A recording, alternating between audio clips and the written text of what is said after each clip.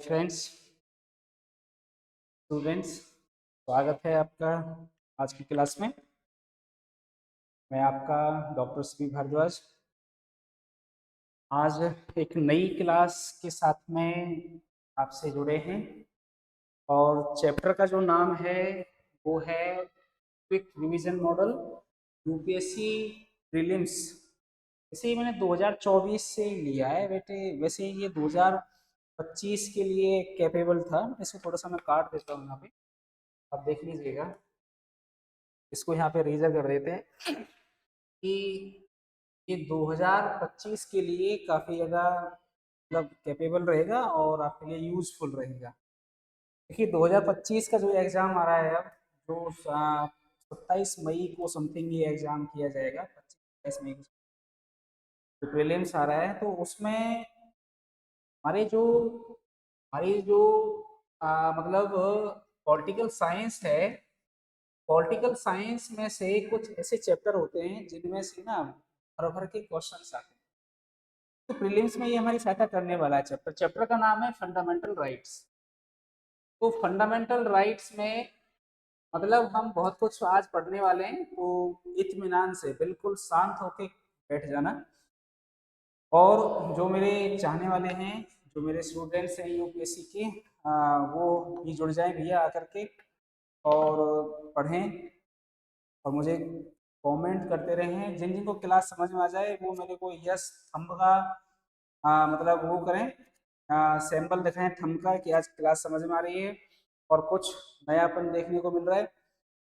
देखिए संवैधानिक प्रणाली में फंडामेंटल राइट्स को ना एक बहुत ही महत्व दिया गया है। मतलब समाज में इसकी बहुत ज़्यादा मांग भी है और थी भी, क्योंकि हमारे देश में जब हमारा देश आज़ाद हुआ तो हमारे देश में ना बहुत सारी ऐसी चीज़ें उभर के आ रही थी, और खासकर दलित वर्ग और खासकर पिछड़ा हुआ वर्ग और खास तौर पर जो लोग मतलब अपने अधिकारों से वंचित थे, तो वो लोग काफ़ी भारी मात्रा में क्या थे, अधिकारों से छूटते हुए जा रहे थे। तो संविधान में फंडामेंटल राइट्स को एक नया चैप्टर देकर के जोड़ दिया गया।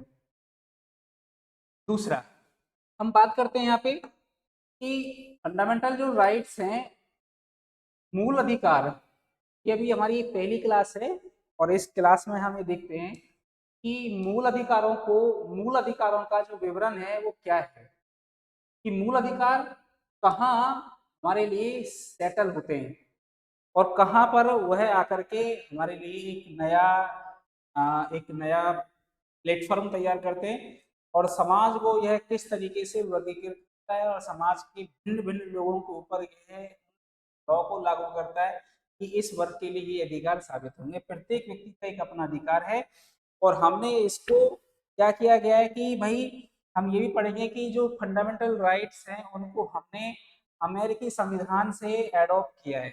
हम ये भी पढ़ने वाले हैं। दूसरा फिर हम पढ़ेंगे कि इन संविधान को संविधान में फंडामेंटल राइट्स को, इन लॉ को हमने 12 से 35 आर्टिकल तक के बीच में रखा है ना।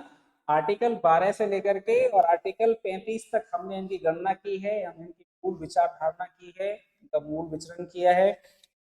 दूसरा, ये एक आधिकारिक विधेयक है। जो फंडामेंटल जो राइट्स होते हैं, ये जो हमारे जो फंडामेंटल राइट्स हैं, इनको हमने मूल आधिकारिक विधेयक के रूप में देखा है कि ये हमारे मूल अधिकार हैं जिस पर हर व्यक्ति का अधिकार है। जैसे कि समता का अधिकार है, स्वतंत्रता का अधिकार है, शिक्षा का अधिकार है, धर्म का अधिकार है ना। ऐसे हमारे मूल अधिकार हैं। इन मूल अधिकारों पर हमारी क्या विवेचना है, क्या हमारी मंत्रणा है, और इन सब बातों पर हम चर्चा करने वाले हैं। दूसरा, संविधान के भाग 3 में जो हमारा कॉन्स्टिट्यूट है, उस कॉन्स्टिट्यूट के भाग 3 में हमने फंडामेंटल राइट्स को रखा है। दूसरा, फिर संविधान में हमने क्या बोला है, संविधान में कॉन्स्टिट्यूट में हमने इसको मैग्ना कार्टा की संधि दी है। मैग्ना कार्टा की हमने इसको एक महत्वपूर्ण संधि दी है कि संविधान का मैग्ना कार्टा है और ये संविधान में हर वर्ग हर व्यक्ति के लिए उचित है ना। दूसरा, फिर मतलब क्या है, इन अधिकारों को हमने क्या बोला है कि ये न्यायोचित हैं। ये संविधान गैर न्यायोचित नहीं है, ये न्यायोचित है। इन संविधानों का और इन लॉ का, इन मूल अधिकारों का संविधान में होना न्यायोचित माना गया है। फिर हम देखते हैं कि मूल अधिकारों के संबंध में जितना विस्तृत भाव से संविधान में लिखा गया है वो दुनिया के किसी भी संविधान में नहीं लिखा गया। ये भी बात बिल्कुल सही है, जायज है। फिर हम ये देखने की कोशिश करते हैं कि मतलब हमारे देश में, हमारे संविधान में, जो हमारा लिखित संविधान है, कठोर भी है, लचीला भी है। हमारे संविधान में जितना मूल अधिकारों के बारे में विस्तार से बताया गया है वह दुनिया के किसी भी संविधान में विस्तृत रूप से नहीं बताया गया, चाहे वह हमारा अमेरिका का संविधान ही क्यों ना हो। परंतु भारत के संविधान में ये बहुत ही विस्तृत रूप से इनकी चर्चा की गई है। ये समझने योग्य चैप्टर हमारे समझ में आता है। उसके बाद फिर हम ये देखने की कोशिश करते हैं, फिर हम समझते हैं कि जो अधिकार है वो अधिकार क्या है। अधिकार कुछ कार्यों करने न करने, हम ये देखते हैं कि जो अधिकार होते हैं कुछ करने न करने, कुछ स्थितियों में होने न होने के हकदारी होते हैं। भाई अधिकार जैसे कि मान लीजिए अब अधिकार कुछ करने और नहीं करने, मतलब नहीं करने, ये सरकार हम पे लागू करके कि सरकार ने हम पे पाबंदी लगा दी, धारा 144 दे दी, तो हम हमारे अधिकारों में से स्वतंत्रता के एक अधिकार से हम कहीं पर भी नहीं जा सकते, एक दूसरे से नहीं बात कर सकते, चार आदमी के साथ बैठ कर नहीं दे सकते, ना बोल सकते, ना बातचीत कर सकते। हमारे एक अधिकार में से एक अधिकार हमसे ले लिया गया है, नहीं करना तो नहीं करना। मतलब देश में आपातकाल है या कोई शासन लग गया है, कोई से कोविड-19 आया था, धारा 144 लागू कर दी गई थी। किसी भी राज्य में दंगा फसाद ज्यादा हो रहा है तो वहां पर धारा 144 लगा दी है, तो वहां पर चार व्यक्ति एक साथ इकट्ठे नहीं हो सकते, कुछ नहीं करने और कुछ करने हैं तो मतलब आप स्वतंत्रता के अधिकार में आते हैं, फ्रीडम इक्वलिटी में आते हैं। आप कहीं भी जा सकते हैं। दूसरा, अधिकारों की श्रेणियां क्या रखी गई हैं संविधान में। प्राकृतिक अधिकार यह मनुष्य के होने के नाते जन्म से ही व्यक्तियों के लिए उपलब्ध हो जाते हैं, जैसे कि जीवन और लिबर्टी। स्वतंत्रता का अधिकार, भाई मतलब क्या है, जन्म जात से मैं स्वतंत्र हूं, आपको जन्म जात से ही हम लोग क्या हैं, स्वतंत्र हैं। स्वतंत्रता का अधिकार इस बात को साबित करता है कि कोई भी व्यक्ति मतलब जन्म से प्रच्छन्न नहीं है, क्षुण्ण नहीं है, वह एक प्रकार से आजाद है, स्वतंत्र है। ये बात सही है। मानवाधिकार, प्राकृतिक अधिकार हमने पढ़ा, मानव अधिकारों को मानव की गरिमा कल्याण के लिए आधारभूत माना जाता है, जैसे कि धर्म की स्वतंत्रता। हम ये पढ़ते हैं 12 से लेकर के 35 आर्टिकल तक हम यही पढ़ते हैं कि भाई धर्म की स्वतंत्रता का अधिकार। दूसरा, मानवीय जीवन जो है वह पूर्ण स्वतंत्र है, जन्म से जन्म सिद्ध अधिकार है उसका। संपत्ति का अधिकार हो गया। दूसरा, किसी अपराध की दोष सिद्धि में निष्पक्ष सुनवाई का अधिकार। भाई मतलब क्या है, निष्पक्ष सुनवाई का अधिकार। कोई भी अगर आप पे दोष मुक्त हो जाता है तो डायरेक्टली ऐसा तो है नहीं कि आपको सजा सुना दी जाएगी, परंतु उस पर मंत्रणा तो की जाएगी ना। भाई ये दोष इस पे सिद्ध कैसे, किस तरीके से किया जाए, दोष सिद्ध होना भी चाहिए कि नहीं होना चाहिए, क्या ये सही है, क्या राइट है, ये चीज भी बहुत जरूरी है। तो फिर हम ये देखते हैं कानूनी अधिकार क्या कहता है। ये अधिकार विधायिका द्वारा कानून बनाकर प्रदान किए जाते हैं। हड़ताल करने का अधिकार, हड़ताल करने, पेटेंट का अधिकार, हड़ताल करने का अधिकार, पेटेंट का अधिकार, ये सारी चीजें क्या हैं, ये फंडामेंटल राइट्स में देखने को मिलती हैं। संवैधानिक अधिकार क्या है भैया, ये संविधान द्वारा प्रदान किए गए अधिकार होते हैं। इनमें मूल अधिकार और अन्य संवैधानिक अधिकार भी शामिल हैं। नागरिक राजनीतिक अधिकार, राजनीतिक अधिकार मुख्य रूप से सरकार की संरचना और लोक सत्ता की संस्थाओं से संबंधित है। जैसे मतदान का अधिकार, भारत में आज प्रत्येक व्यक्ति को मतदान करने का अधिकार है। 18 साल की आयु होते ही व्यक्ति मतदान कर सकता है, वह मतदान करने के लिए किसी भी पार्टी में जा सकता है, स्वतंत्रता का अधिकार है। दूसरा, सार्वजनिक पद धारण करने के अधिकार, सार्वजनिक पद धारण करने का जो अधिकार है वो व्यक्ति को दिया हुआ है। दूसरा, फिर हम ये पढ़ते हैं दूसरी ओर नागरिकता का अधिकार, वास्तविक नागरिकता की अवधारणा राजनीतिक प्रक्रिया में भागीदारी से संबंधित है, जैसे कि फ्रीडम या स्वतंत्रता का अधिकार।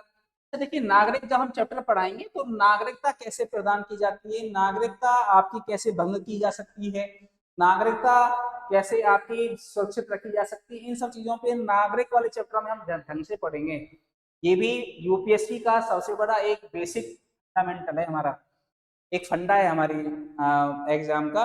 और मतलब क्या है कि मूल अवधारणा नागरिकता की क्या होती है, ये नागरिक वाले चैप्टर में हम ध्यान से पढ़ेंगे। तो भैया ये हमारे क्या होते हैं, अधिकार होते हैं, इन अधिकारों पर हम चर्चा करते हैं। अब मूल अधिकारों की तरफ हम बात करें तो मूल अधिकार क्या क्या है हमारे, तो मूल अधिकार की तरफ हम थोड़ा सा आगे बढ़ जाते हैं। तो मूल अधिकार हमारे किस तरीके से काम करते हैं उन पे थोड़ा सा हम यहाँ पे ध्यान दे लेते हैं कि मूल अधिकार हैं क्या। देखिए जो हमारे मूल अधिकार हैं, जो फंडामेंटल राइट्स हैं, इन्हें दो कारणों से मूल अधिकार कहा जाता है। पहला कि इनका उल्लेख संविधान में है, इनकी गारंटी संविधान प्रदान करता है। दूसरा ये वाद योग्य हैं, मतलब इन पे विचारधारा उत्पन्न की जा सकती है, इनमें संशोधन किया जा सकता है। वाद योग्य हैं, वाद भी नहीं विचारधारा, योग्य एबिलिटी मतलब ये विचारणीय तथ्यात्मक परक हैं। इनमें कभी भी अमेंडमेंट लागू किए जा सकते हैं, संशोधन कभी भी किया जा सकता है, रिफॉर्म्स कभी हो सकता है। इन्हें न्यायालय के माध्यम से लागू करवाया जा सकता है। संविधान के भाग 3 में 12 से लेकर के 35 आर्टिकल तक, मतलब 12 to 35 हमने ऐसे आर्टिकल यहाँ पे पढ़ते हैं, और उन आर्टिकल्स में हम ये देखने की कोशिश करते हैं किस तरीके से ये गैर न्यायोचित हैं या फिर न्यायोचित हैं, ये देखने की कोशिश करते हैं। जब हमारा देश आजाद हुआ ना, तो नेहरू की रिपोर्ट में वर्ष 1931 में कराची अधिवेशन में ये प्रस्तावित संकल्पित हुआ था, ये प्रस्ताव पारित किया गया था कि लोगों के हित में, लोक कल्याण के हित में, जनहित कल्याण के रूप में फंडामेंटल राइट्स होने जरूरी हैं। तो देखिए ना, उच्च न्यायालय, सुप्रीम कोर्ट, जैसे मान लीजिए क्या होता है, थोड़ा सा मैं यहाँ देता हूँ कि भाई ये हरियाणा स्टेट है और ये है यूपी स्टेट, ठीक है, हरियाणा स्टेट और यूपी स्टेट है। अब होगा क्या, हरियाणा स्टेट इस बात को कह रहा है कि भाई जो कंप्यूटर विषय है, कंप्यूटर जो विषय है वो हमारे विषय में होना चाहिए, या एक प्रकार से इंग्लिश एक ऐसा विषय है जो हमारे रूप में लागू होना चाहिए। यूपी कह रहा है कि एक प्रकार से भाई मतलब हमें कंप्यूटर मिलना चाहिए, ठीक है। परंतु ऊपर बैठा जो लोअर स्टेट है, लोअर स्टेट इस बात को कह रहा है कि यार मतलब जो हमारा लोकसभा है, संसद है, पार्लियामेंट जो सिस्टम है, पार्लियामेंट इस बात को कह रहा है कि ये जो विषय है, ये विषय एक राज्य के लिए थोड़ी होना चाहिए। अगर कंप्यूटर से पूरे देश को सहायता मिल रही है, पूरा देश इससे ज्ञान प्रयुक्त हो रहा है, तो ये राज्य, हरियाणा राज्य के लिए प्रयुक्त थोड़ी होना चाहिए, तो सभी के लिए होना चाहिए। तो इसीलिए यहाँ पर संसद में जो फंडामेंटल राइट्स होते हैं, या सॉरी जो हम अधिकारों की बात करें, तो संपूर्ण एक व्यक्ति के लिए थोड़े ही है, तो संपूर्ण व्यक्तियों के लिए तो सार्वजनिक हो गए, तो जनहित हो गया, ये तो जनहित कल्याणकारी हो गया ना। तो जनहित कल्याण के लिए फंडामेंटल राइट्स का निर्माण किया गया है, समझ रहे हैं आप। मूल अधिकारों का वर्गीकरण किस तरीके से किया गया है, देखिए अब हम पढ़ते हैं यहाँ पे क्या, जो हमारे मूल अधिकार हैं, मूल अधिकारों को हमने 12 से 35 तक हमने इसको संवैधानिक रूप से इनको विचरण किया है। जरा देख लीजिए, स्वतंत्रता का अधिकार, स्वतंत्रता का अधिकार जो है वो हमने आर्टिकल 19 से 22 में लिया है। समता का अधिकार, सभी को समान अधिकार है, कोई भी व्यक्ति, जैसे आर्टिकल 15 होता है ना हमारा, आर्टिकल 15 14 से 18 तक का जो हम यहाँ पे विवरण देते हैं उसका, कि आर्टिकल 15 इस बात को कहता है कि कोई भी व्यक्ति किसी भी रेस्तरा में, किसी भी होटल में, किसी भी स्थान पर जाकर के बैठ सकता है, खाना खा सकता है। पहले ऐसा कुछ नहीं था, हमें कहीं बैठने के लिए भी, चलने के लिए भी, किसी से बात करने के लिए तो चलो तो अलग बात होगी, परंतु हमें कोई भी काम करना तो ब्रिटिश सरकार के अंतराल में हम थे, जो शासन था ब्रिटिश सरकार का, तो हमें उनका टैक्स पे करना पड़ता था, सिंपल सी बात है। परंतु अब क्या हो रहा है, अब तो संविधान हमारा है, लोकतंत्र प्रणाली है, लोकतंत्र एक डेमोग्राफिक सिस्टम है, तो उसमें अब क्या है, समान अधिकार है सभी के पास। दूसरा, शोषण के विरुद्ध अधिकार, अगर आपके प्रति कोई शोषण हो रहा है, मतलब आपको बराबर इक्वलिटी नहीं मिल रही है, काम मान लीजिए जैसे कि ये एक व्यक्ति है, ये एक व्यक्ति है, परंतु ये काम एक ही कर रहे हैं, परंतु ये एक लेडीज है, ये जेंट्स है। और अगर मान लीजिए इसका मतलब ये जेंट्स को 500 रुपए पर डे क्या मिल रहा है यहाँ पर, मतलब एक प्रकार से उसकी जो देनदारी है, उसकी जो तनख्वाह है या उसको जो पैसा मिल रहा है वो इसको 500 मिल रहा है, परंतु हम इसको 350 रुपए दे रहे हैं। ये 350 रुपए में इसे हम काम करा रहे हैं, ये क्या हो गया, ये शोषण हो गया उस व्यक्ति का, मतलब बराबर का अधिकार नहीं है। तो वह है उस इस कंपनी के खिलाफ करके याचिका दाखिल कर सकती है कि ये शोषण के विरुद्ध अधिकार है, कि मेरा अधिकार कहता है कि मैं मतलब शोषण के खिलाफ आवाज उठा सकता हूँ या उठा सकती हूँ, जो भी है। तो इस तरीके से हम क्या करते हैं भैया, इस तरीके से हम यहाँ पर शोषण के विरुद्ध अधिकार आर्टिकल 23 से 24 तक यहाँ पर हम बात करते हैं। धर्म के प्रति स्वतंत्रता का अधिकार ये कहता है आर्टिकल 25 और आर्टिकल 28 की बात करते हैं। धर्म के प्रति स्वतंत्रता कि कोई भी व्यक्ति धर्म प्रच्छन्न नहीं है, धर्म से जुड़ा हुआ तो जरूर है, परंतु जैसे मान लीजिए अभी मुस्लिम धर्म है, तो मुस्लिम धर्म में से कोई व्यक्ति हिंदू धर्म में आ सकता है, जैन धर्म में जा सकता है। हर किसी व्यक्ति को अपने धर्म के प्रति स्वतंत्रता का अधिकार है। धर्म से मतलब हर व्यक्ति स्वतंत्र है, कुल कि अपने विचारों से स्वतंत्र है, वह फ्रीडम ऑफ इक्वलिटी में आता है। दूसरा, संवैधानिक उपचारों का अधिकार, व्यक्ति को संवैधानिक उपचारों का अधिकार भी यहाँ प्रदान किया गया है। भाई संवैधानिक उपचार आर्टिकल 32 में ये बात बोली गई है, ये बताया गया है। दूसरा, सांस्कृतिक एवं शैक्षणिक अधिकार आर्टिकल 29 to 30, शैक्षिक अधिकार मतलब वह कहीं पर भी जाकर शिक्षा ग्रहण कर सकता है, ये उसको आर्टिकल 29। अच्छा ये मत समझ लीजिएगा आर्टिकल 21A और 20 आर्टिकल ये मत समझ लीजिएगा क्योंकि ये शिक्षा के अधिकार में भी आते हैं, परंतु ये दूसरा है, ये दूसरा आर्टिकल है और ये दूसरा आर्टिकल है, ध्यान रखना, क्योंकि ये 6 to 14 जो 6 से 14 साल तक के बच्चे होते हैं उनको मुफ्त शिक्षा का अधिकार है, ध्यान रखिएगा। परंतु ये जो यहाँ पर बताया गया है, ये यहाँ पर हम कहीं पर भी जाकर के शैक्षणिक अधिकार है हमारे पास, हम कहीं पर भी जाकर, जैसे कि हमारे पास में यहाँ पे एक यूनिवर्सिटी है, उस यूनिवर्सिटी में दक्षिण अफ्रीका से बच्चे यहाँ पर आकर के पढ़ रहे हैं, तो भारतीय संविधान इस बात को कह सकता है कि कोई भी व्यक्ति कहीं पर भी जाकर के शिक्षा ग्रहण कर सकता है। उन्होंने यहाँ की नागरिकता ले ली है, यहाँ तक मतलब क्या है कि अपने एजुकेशन वीजा के रूप में यहाँ पर आए हैं और वहां पे अपनी डिग्री प्राप्त करके वापस चले जाएंगे।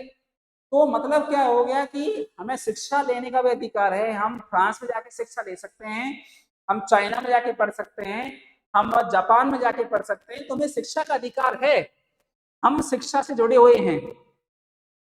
दूसरा, फिर हम ये पढ़ते हैं, फिर हम ये जानने की कोशिश करते हैं कि मूल रूप से संविधान 7 प्रकार के मूल अधिकार है, परंतु अब ये 6 मूल अधिकार हैं हमारे पास।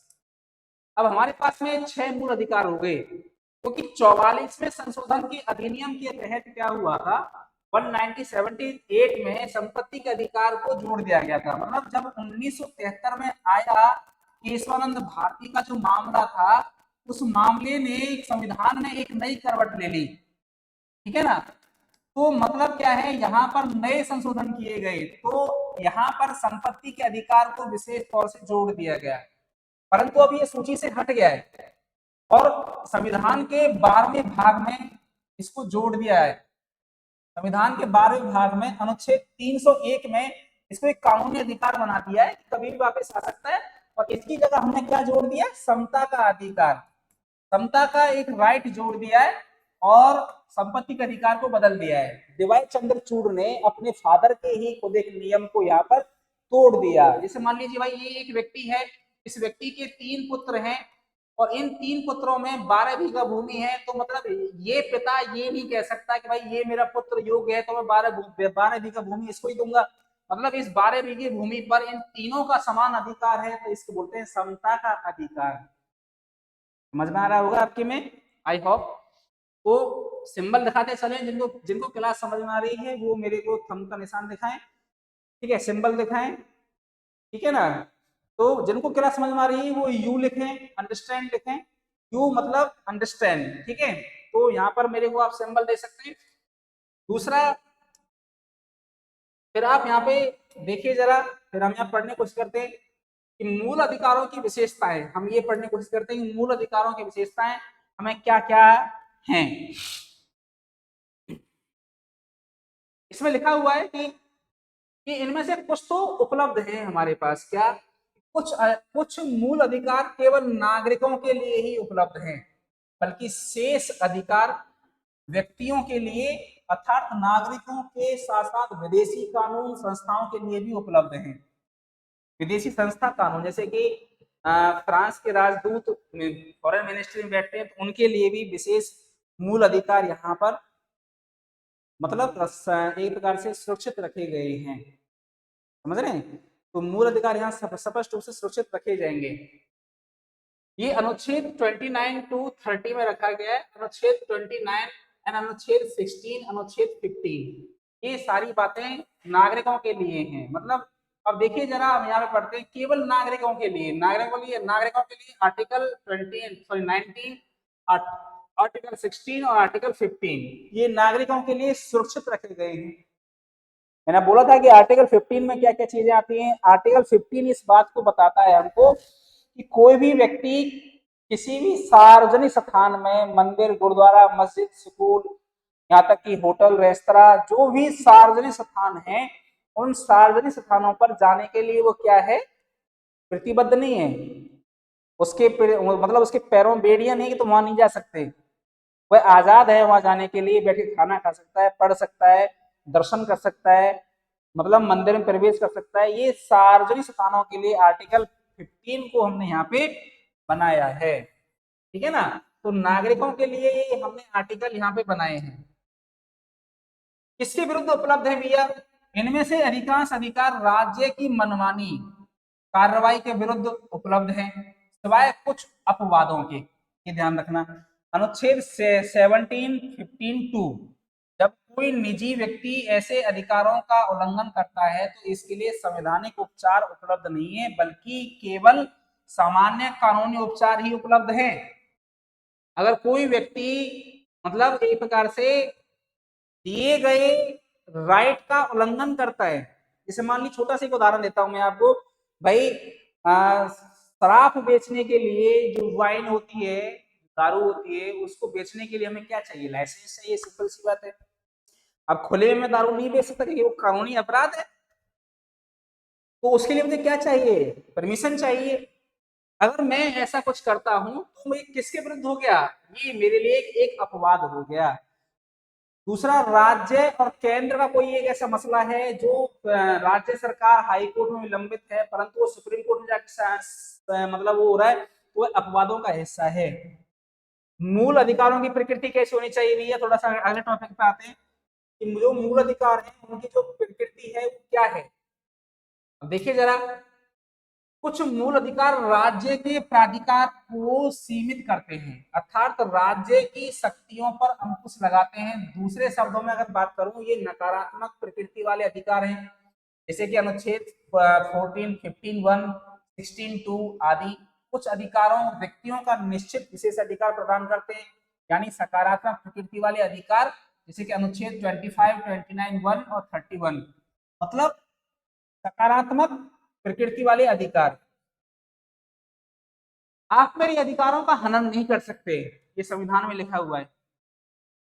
अगर आप मेरे संवैधानिक अधिकारों का हनन करते हैं तो मैं आपके खिलाफ सुप्रीम कोर्ट पहुंच सकता हूं। ध्यान रखना मेरी बात। मैं आपके खिलाफ संविधान को उठा करके, संविधान में दिए गए मेरे कानूनों को उठा करके मैं सुप्रीम कोर्ट में जा सकता हूं, ये ध्यान रखना। संशोधन क्या चीज है भैया? संशोधन के बारे में पढ़ लेते हैं थोड़ा सा। यहाँ पे क्या लिखा हुआ है?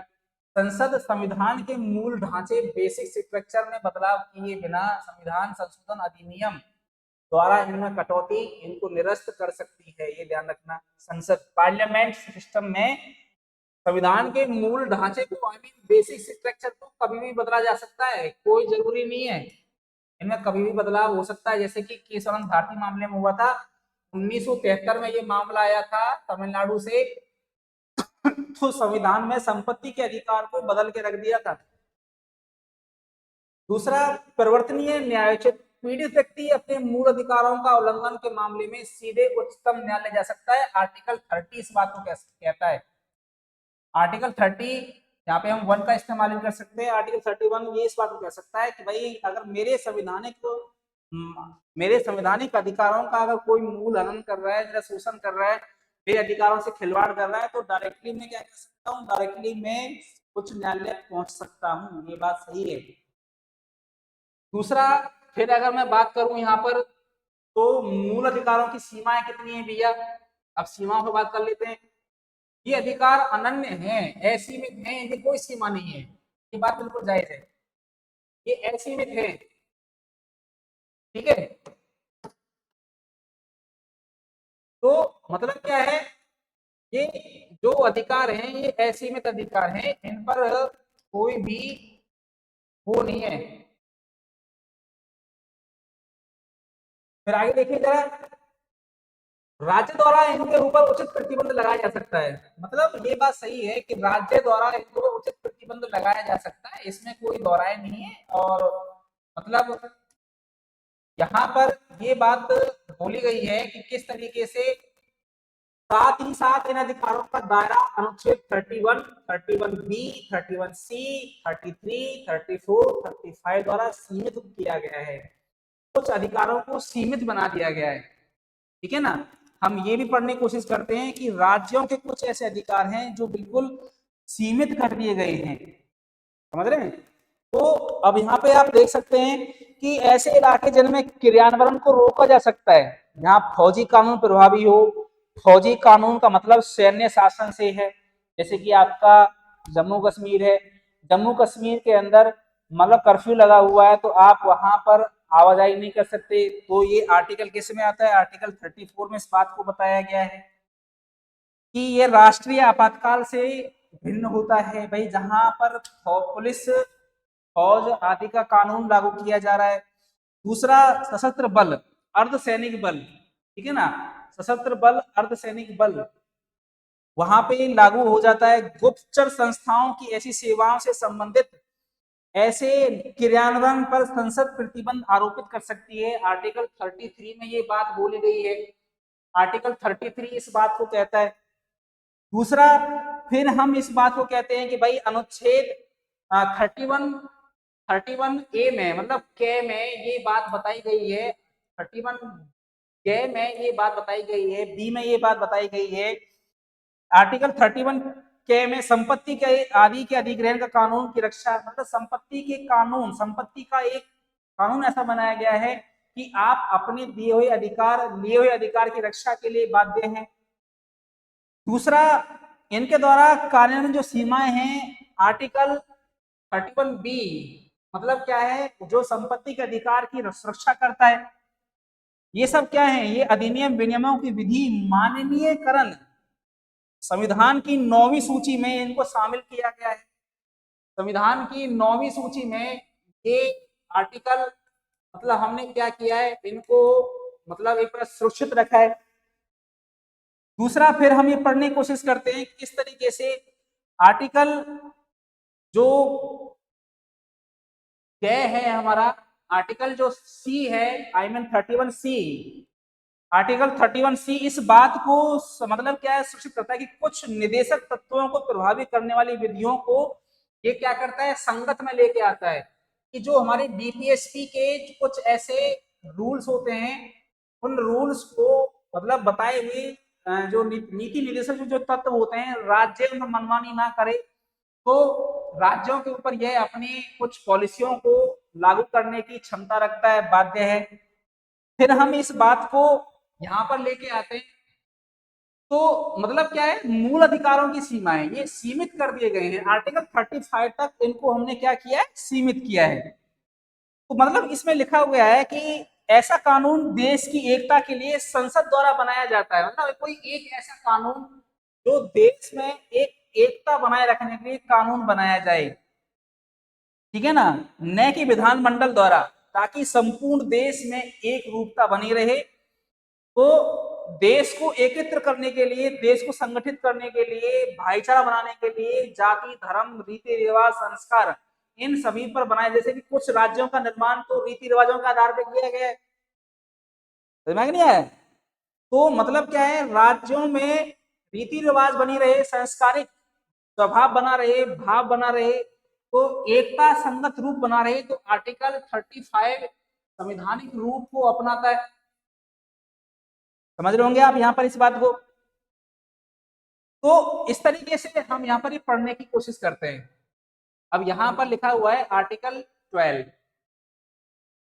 तो आर्टिकल 12 थोड़ा मिस्टेक हो गया, सॉरी। मूल अधिकारों का निलंबन, तो मूल अधिकारों को निलंबन कहाँ से किया गया, हम यहाँ से थोड़ा सा पढ़ने की कोशिश करते हैं कि मूल अधिकारों को कहाँ थोड़ा सा गैप संवैधानिक विधि में रखा गया है। अनुच्छेद 2021 मतलब द्वारा गारंटीकृत अधिकारों को छोड़ करके शेष अधिकारों को राष्ट्रीय आपातकाल के दौरान निलंबित किया जा सकता है। अनुच्छेद 19 द्वारा गारंटीकृत 6 अधिकारों को केवल तभी निलंबित किया जा सकता है जब युद्ध, बाह्य आक्रमण आधार पर आपातकाल घोषित किया जाता है, न कि सशस्त्र विद्रोह के आधार पर। तो ये जो आर्टिकल है 20-21, इनको हमने क्या किया है भैया, इन विशेष राष्ट्रीय आपातकाल की सक्रियता के दौरान अनुच्छेद 20, यहाँ पर आर्टिकल 20 और 21 को हमने क्या किया है, 21 को इन्हें निलंबित किया जा सकता है। अनुच्छेद 19 में ये बात बोली गई है कि 6 मूल अधिकारों को तब स्थगित किया जा सकता है जब युद्ध या विदेशी आक्रमण के आधार पर राष्ट्रीय आपातकाल की घोषणा की गई हो। ये ध्यान रखें, मतलब विदेशी आक्रमण मतलब बाहरी आक्रमण अगर हमारे देश पे हो रहा है,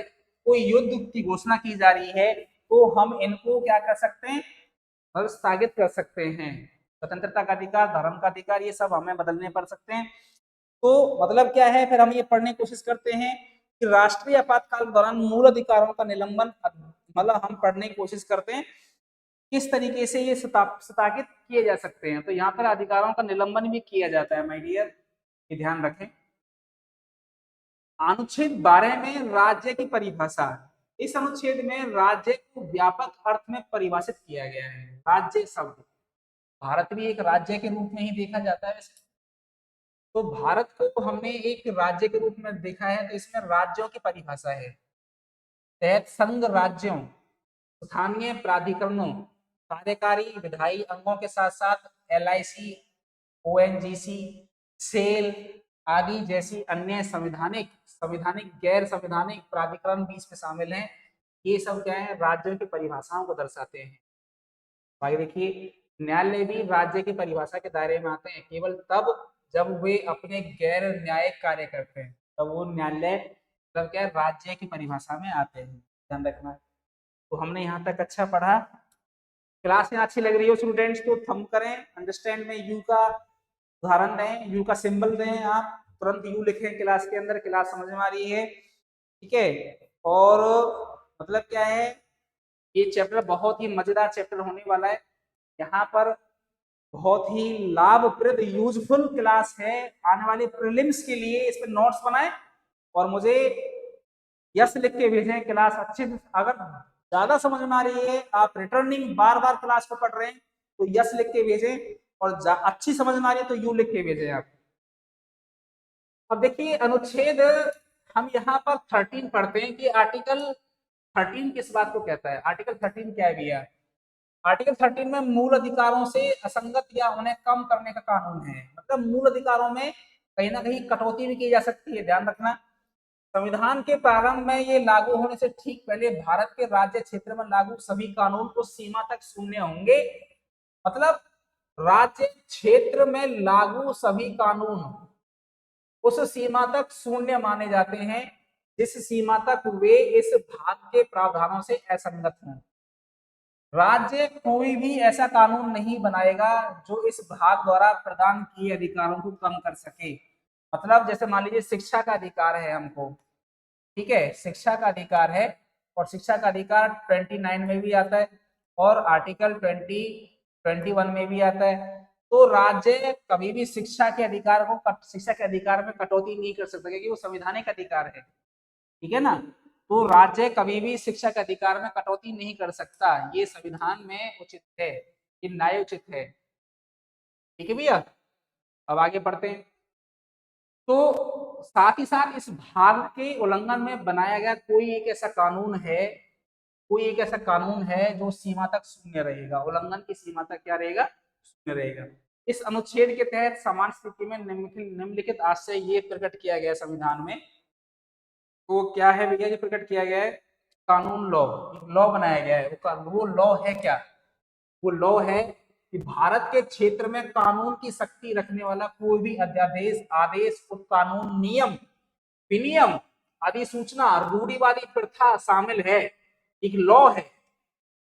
कानून लागू करने की स्थिति में ऐसे संविधान के प्रारंभ से पहले, शुरू होने से पहले भारत के राज्य क्षेत्र में किसी विधानमंडल, अन्य सक्षम प्राधिकारी द्वारा पारित बनाए गए कानून शामिल हैं, जिन्हें पहले निरस्त नहीं किया गया है, भले ही ऐसा कोई भी कानून या उसका कोई भाग उसमें समय सभी किसी विशेष क्षेत्रों में लागू न हो। ध्यान रखना इस बात को। इस अनुच्छेद की कोई बात अनुच्छेद 368 के अधीन किए गए संविधान में किसी संशोधन पर लागू नहीं होगी। मतलब 368 जो आर्टिकल है वह संविधान में संशोधन कर सकता है, ठीक है ना, परंतु 16(1) टकरा सकता है। 16(1) आर्टिकल 368 से टकरा सकता है। और ये बात साबित हो सकती है कि एक प्रकार से यहां पर ये बात साबित हो सकती है कि भाई किसी भी प्रकार से जो 368 है संविधान में अगर लागू कर रहा है, तो अगर वह व्यक्ति के किसी भी एक ऐसे अधिकार से जाके टकरा रहा है जो उस अधिकारों का हनन कर रहा है, सीधा हुआ है 368 को चुनौती दे सकता है। जैसे केशवानंद भारती ने 1973 में संपत्ति के अधिकार को टक्कर दी थी, ये भी हमें देखने को मिलता है। समझिएगा ध्यान से, थोड़ा सा हमें समझ में आना चाहिए, हम इन चीजों को बड़े ध्यान से पढ़ रहे हैं। तो मतलब क्या है कि इस प्रकार से फिर हम देखते हैं आर्टिकल 13 से जुड़े सिद्धांत। तो ये सिद्धांत क्या है भैया? सिद्धांत है ग्रहण या आच्छादन, डॉक्ट्रिन एंड एलेप्स। ये क्या चीज है? लैप्स नीति क्या है?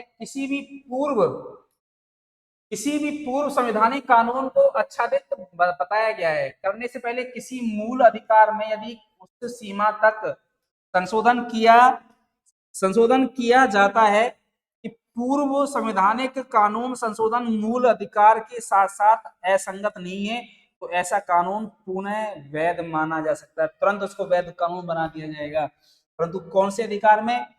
कि मतलब एक इच्छा के अनुरूप है। तो पृथ्वीकरण और पृथ्वीकरणीयता का सिद्धांत, डॉक्ट्रिन एंड सेवरेबिलिटी, जब कोई कानून संविधान के किसी प्रावधान का उल्लंघन करता है तो पूरे कानून को अवैध घोषित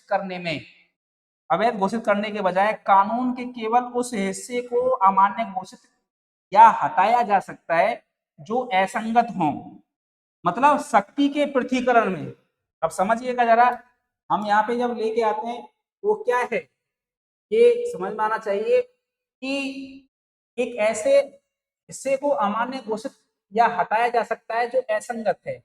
शक्ति का पृथ्वीकरण क्या है भैया? Principle of separation of powers का आशय राज्य की शक्ति को उसके 3 भागों में कार्यपालिका, विधायिका तथा न्यायपालिका में बंटवारे से होता है। मतलब कोई भी कानून ऐसा है, जैसे कि यहाँ पर क्या बनाया गया था, यहाँ पर एक लॉ बनाया गया था, जैसे किसान लॉ आया था, तो कार्यपालिका, विधानपालिका और न्यायपालिका, विधायिका, संसद, लोकसभा, राज्यसभा, इन सभी चीजों, इन दोनों पदों में ये वो न्याय प्रदर्शित किया गया था कि क्या सही है वास्तव में। फिर लास्ट में न्यायपालिका उस पर एक अपना हस्तक्षेप दिया था।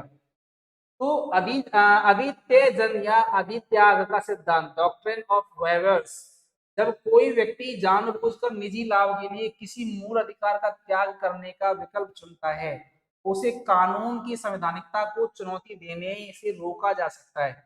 भारत में व्यक्ति वैधानिक अधिकारों का अधित्याग कर सकता है, लेकिन संवैधानिक अधिकारों का अधित्याग नहीं कर सकता। ये बात बिल्कुल सही है, यहाँ पर बिल्कुल करेक्ट बोली गई है कि कोई भी व्यक्ति अगर मूल अधिकारों का त्याग कर रहा है परंतु वह कानून की संवैधानिकता को चुनौती दे रहा है, तो उसको भारत मतलब क्या है, न्यायालय रोक सकता है। ये ध्यान रखना, भारत में व्यक्ति वैधानिक अधिकारों का भी अधित्याग कर सकता है, लेकिन संवैधानिक अधिकारों का अधित्याग नहीं कर सकता।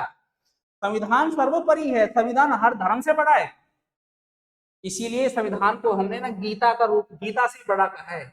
संविधान जो है वो गीता से भी बड़ा है ना। मतलब संविधान को हमने गीता से बड़ा रखा है, वह हर कुरान से बड़ा बोला है, बाइबल से बड़ा है। ये जो हमारा जो संविधान है वह हर धर्म से बड़ा है और हर धर्म ग्रंथ से बड़ा है, वो सभी धर्मों के समान है। इसीलिए संविधान किसी एक का नहीं है, वो सभी का संविधान है, एक लॉ है, एक कानून है। अगर कोई व्यक्ति संविधान से ऊपर जाएगा, चाहे देश का राष्ट्रपति क्यों ना हो, प्रधानमंत्री क्यों ना हो, मुख्यमंत्री क्यों ना हो, राज्यपाल क्यों ना हो, यहाँ तक कि सुप्रीम कोर्ट का सीजीआई क्यों ना हो, संविधान से बड़ा नहीं है। संविधान के अनुरूप ही चल के वो कार्य करेगा। समझ में आ रहा होगा आपकी में मैं क्या कहना चाह रहा हूं आपसे। इसमें लिखा है भविष्य लक्ष्मी, भविष्य लक्ष्मी विनिर्णय का सिद्धांत, doctrine of prospective our rulings. इसके तहत उच्चतम न्यायालय अपने से पहले निर्णय को रद्द कर सकता है, लेकिन इसका प्रभाव भविष्य लक्ष्मी होगा, न कि भूत लक्ष्मी। फ्यूचर में वो चीज देखी जाएगी। रिट्रोस्पेक्टिव बीते हुए समय पर लागू नहीं किया जाएगा।